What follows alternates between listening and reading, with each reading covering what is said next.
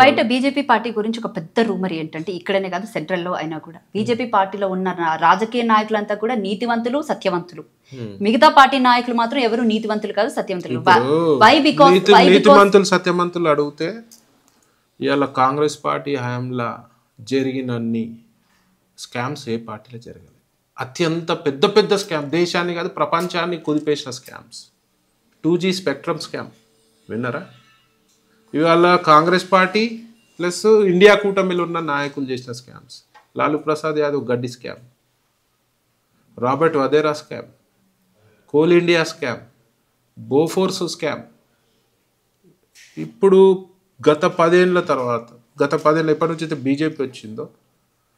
ఎప్పుడన్నా ఏదైనా స్కామ్ విన్నారా ఇలా బీజేపీ మీద ఏడుస్తున్నారు ఈ బీజేపీ అనేది స్కీమ్ల ప్రభుత్వం స్కామ్ల ప్రభుత్వం కాదు స్కామ్ల ప్రభుత్వం అనేది కాంగ్రెస్ ప్రభుత్వం ఇవాళ ఎన్ని స్కామ్లు ఇవాళ ఎన్ని స్కీమ్లు ఇచ్చారు కాంగ్రెస్ వాళ్ళు మొన్న గఠబంధన్ వాళ్ళు ఇచ్చినారు కదా మహాగఠబంధన్ వాళ్ళు అడ్డమైన స్కీమ్లు ఇచ్చారు మరి ఇలా బీఆర్ ప్రజలు నమ్మలేదు కదా నమ్మలేదు కదా ఇవాళ నమ్మకం లేదు ఇవాళ రాహుల్ గాంధీని నమ్మే పరిస్థితి లేదు కాంగ్రెస్ని నమ్మే పరిస్థితి లేదు దేశవ్యాప్తంగా సో స్కీమ్ల ప్రభుత్వము బీజేపీ స్కామ్ల ప్రభుత్వం ఎన్డీఏ స్కీమ్ల ప్రభుత్వం ఇండియా కూటమి స్కామ్ల ప్రభుత్వం అక్కడికి వస్తుంది ఎందుకు బీజేపీ వాళ్ళు కానీ ఎంఐఎం నాయకుల మీద అసదుద్దీన్ ఓవైస్ మీద ఎందుకు వీళ్ళ మీద ఈడీ రైట్స్ కానీ ఐటీ రైట్స్ కానీ జరపవు అసదుద్దీన్ ఓవైస్ ఏమైనా ఇల్లీగల్ ఉంటే డెఫినెట్గా జరుపుతారు విచారణ సంస్థ ఈడీ చూసుకోవాలి ఇన్కమ్ ట్యాక్స్ చూసుకోవాలి బీజేపీకి ఏం సంబంధం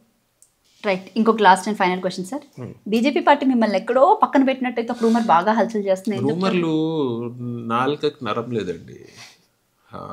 బీఆర్ఎస్ పార్టీ పక్కకు పెట్టింది బీజేపీ పక్కకు పెట్టిందా బీఆర్ఎస్ పిలిచిందా Congress I'm happy with my party when I'm unhappy definitely I'll come out of party నాకు నచ్చలేదంటే డెఫినెట్లీ వస్తాను నా మెయిన్ ఎజెండా హిందుత్వం గురించి నేను బీజేపీలో చీకోటి ప్రవీణ్ ఒక మోదీ గారిని ఇన్స్పిరేషన్ తీసుకొని బీజేపీ అంటే చీకోటి ప్రవీణ్ అనే వ్యక్తి ఒక 4 ఏళ్ల క్రితం ఇంత హిందూ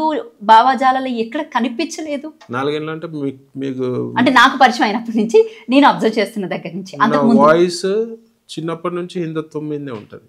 ఎందుకంటే నేను పెరిగిన వాతావరణం ఓల్డ్ సిటీ కానుకొని ఉన్న వాతావరణం అక్కడ ముస్లింల దౌర్జన్యాలు నేను నా కళ్ళారా చూసిన నాపై దౌర్జన్యాలు గుళ్ళపై ఎన్ని రకాలుగా చూసినాం సో అక్కడ డెఫినెట్గా అక్కడ ఉన్న హిందువులకి బ్లడ్ బాయిల్ అవుతుంది సో అప్పుడు నా వాయిస్ ఫ్యూ హండ్రెడ్స్లో వినబడేది విత్ ఇన్ క్లోజ్ సర్కిల్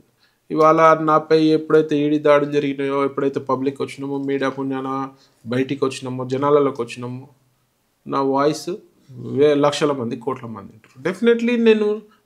నాకు ఒక ఆపర్చునిటీ భగవంతుడు ఇచ్చినాడు నీ వాయిస్ వినిపించే ఆపర్చునిటీ నా వాయిస్ వినిపించే ఆపర్చునిటీ సో నేను అది సద్వినియోగం చేసుకుంటున్నాను నేను నా టార్గెట్ మినిమం జనాలను ఇన్ఫ్లుయెన్స్ చేయాలి హిందుత్వం గురించి